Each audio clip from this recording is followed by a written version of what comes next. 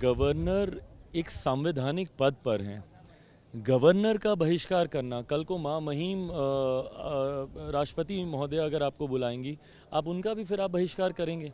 इस तरीके से एक संवैधानिक पद को राजनीतिक घेरे में लेकर आना ये गलत है, पूर्णतः गलत है। आप जाइए वहाँ पर, जाकर आप अपनी मांगों को रखते।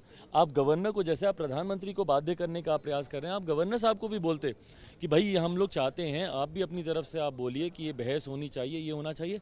और बहस से कब इनकार किया?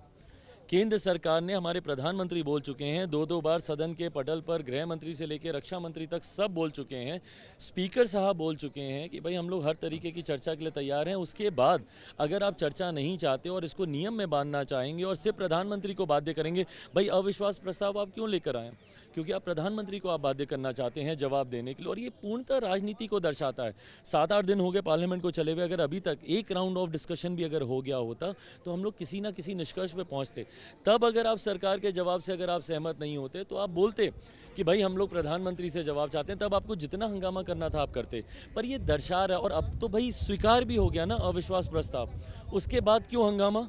उसके बाद क्यों नहीं आप सदन को चलने दे रहे? भाई अभी अधिकार क्षेत्र है पूर्णतः स्पीकर महोदय का कि वो कब इस पे चर्चा शुरू कराते हैं। 10 दिन का समय है स्पीकर साहब के पास, वो उसमें चर्चा कराएंगे ही कराएंगे जब उन्होंने स्वीकार किया। बट उसके बाद भी सदन को नहीं चलने दे रहा। और भी राज्यों के विषय हैं। क्या बिहार में इनको हिंसा नहीं दिख रही है?